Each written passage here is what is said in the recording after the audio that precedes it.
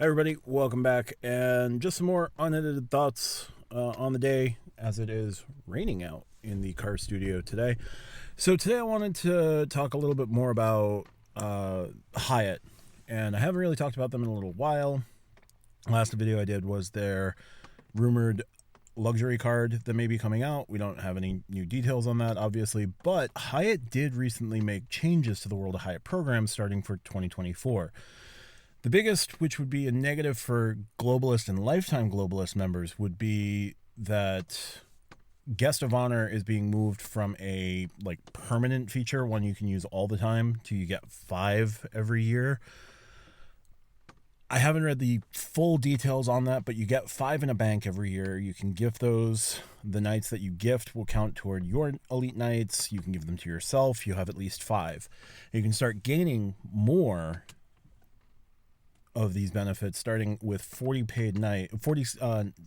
night stays through the Milestone Rewards program. So they're making the Milestone Rewards program much more of a thing, trying to get people to get status organically rather than attempting to speedrun it, even though you can still speedrun status using the World of Hyatt business card, where every $10,000 is spent through the business card gets you 5 nights credited to your account. So if you stack it with the personal, you would get 15 nights for spending 10,000 on the card. That would be 5 nights plus you would get 10 nights. That would be 5 nights plus the 5 nights you already get on the card. So speedrunning still possible, still very expensive. So unless you have the money to do it, don't do that. But 40 nights now will unlock your first Guest of Honor award. You can use it for yourself. You can use it for a friend. Gift it to whoever you'd like, and they can use it for up to 7 nights. So if you have a friend who's going to spend a lot of time at a Hyatt, you can gift them that Guest of Honor, and they will spend the 7 nights. Their nights will count for them, and their nights will count for you. Perfect, right? So I think this is all in an attempt to get people staying at Hyatt more, which makes a ton of sense, and giving their members more rewards, which is what they want to do. I think this also opens up the door for Hyatt to not just stick with Chase and Bilt, but possibly add in another credit card partner, so that folks are transferring their points to Hyatt and making themselves even more Hyatt loyalists, or getting folks who have joined World of Hyatt more interested in staying at a Hyatt.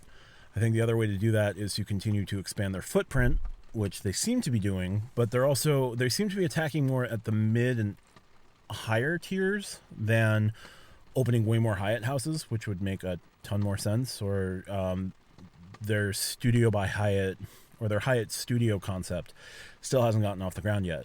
A few hundred of those will also go a long way, because right now Hyatt's footprint isn't nearly that of Hilton or Marriott, and Hilton and Marriott play at both the very low end and the very high end, right? Hilton has True and Home 2 and the new property that they opened in Connecticut. Marriott as well as Hilton Garden Inns, things like that. Marriott has at the high end, the ultra high end, the JW Marriott, the Ritz, the W, all of those hotels, and Hilton has obviously Ritz-Carlton and, why am I blanking on it? Waldorf Astoria. So Hyatt definitely has room to grow at both ends of the spectrum, and I think adding more hotels and getting people more willing to stay at your hotels with additional milestones like getting Guest of Honor before you get Globalist will get people even further in the door with them. Why do I think this leads to more transfer partners? Maybe even Wells Fargo. Because the easiest way to book your stays is going to be through points from a welcome offer. Personal World of Hyatt card is a pretty weak welcome offer. I think we'll see that change with these changes coming soon. They're potentially going to do a higher end business, not a higher end business card, a higher end personal card. So that would be a higher welcome offer. But adding in another transfer partner, since Bilt doesn't have a welcome offer, and there's only so far you can go with Chase, assuming folks aren't doing like ink card hacks. There's only so far you can go with Chase. So you'll need another transfer partner to get those sign-up bonuses so that folks will convert those points 1-to-1 over to Hyatt.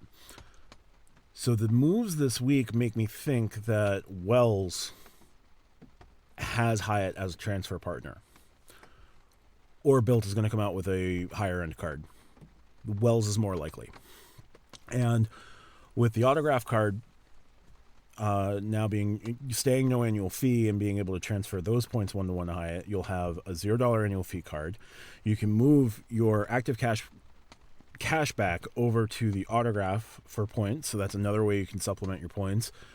The sign-up bonus on the autograph right now is 30,000 points. I think we're going to see that moved permanently. And then there's the autograph journey, which has a rumored sign-up bonus welcome offer of 60,000 points. Could be higher, could be lower, especially as they, launch the card for the first time. And then there's going to be the Wells Fargo Beyond. So it would behoove a company like Hyatt, who's looking to get more people in the door, more people staying with them organically, more people getting to 40 nights to give this benefit to have another transfer partner. Or have credit cards that have real sign-up bonuses, not this two-tiered nonsense, which is Chase's fault, and I have to do a video on that because two-tier bonuses are stupid. They're so dumb. Yes, they commit you to spending on the card, but you'll just stop after you hit the first tier and use your money on other sign-up bonuses. So maybe give us a better sign-up bonus to continue to spend our money with you. Yeah, we'd have to weigh the opportunity cost, but if people value Hyatt that highly... Anyway, so Hyatt's changes to the milestone structure make me think that they're going to make it easier for folks who transfer their points to do their stays. Now, obviously, those who are in the point hacking community and, just go after a sign-up bonus after sign-up bonus after sign-up bonus can spend their way to status pretty quickly, especially if you have the World of Hyatt business card and you just want to make your life that. The other thing it makes me think with this luxury card is it's going to start with a higher tier and it's going to start with a higher floor of nights. So I think 10 nights is going to be possible so that you, as the card holder, who they want you to spend their money with them, will get to that first milestone, that first guest of honors milestone quicker by gifting you 10 nights. And maybe you can stack 10 nights plus 5 nights, and then you only have to spend 15 nights at a Hyatt before, 25 nights at a Hyatt before you get to experience your first guest of honor program. The other thing would be that card may also have some spend for nights, but it would probably be ludicrous. I just think that Hyatt, with these changes, is also changing things on the back end on the credit card front, both with their personal card, their luxury card, and transfer partners, especially with Wells Fargo continuing to kick the can down the road. I think they've somehow stumbled into a Hyatt partnership. Now, this is pure speculation, wild-ass conspiracy by me, but let's see how things play out over the next couple of weeks and months.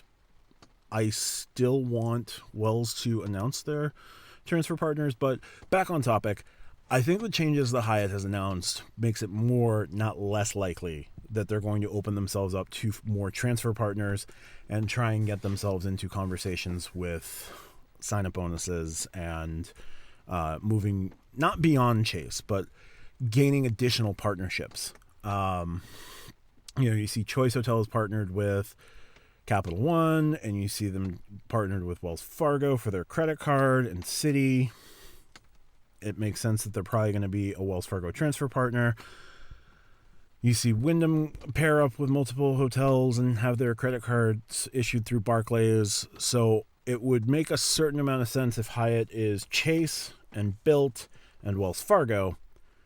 And I don't think that would mean that they would enter into agreements with American Express or Citi or Capital One necessarily. But I do think they're looking for additional partnerships, and it would make sense to jump in with Wells Fargo on the ground floor. But again, this is wild speculation on my part. I don't know. But I just wanted to put that out there, just kind of get those thoughts into the realm and not have to sit there and edit and, jump around and figure things out from there. So, yeah, I'm going to leave it there for now. And as always, if you like what I do, hit the subscribe button, hit the bell for notifications if you'd like. That would mean the world to me. Hit the like button and comment down below what you think on what I'm thinking here. For more, hit the subscribe button, check out my other videos. Have a good one, and talk to you guys soon.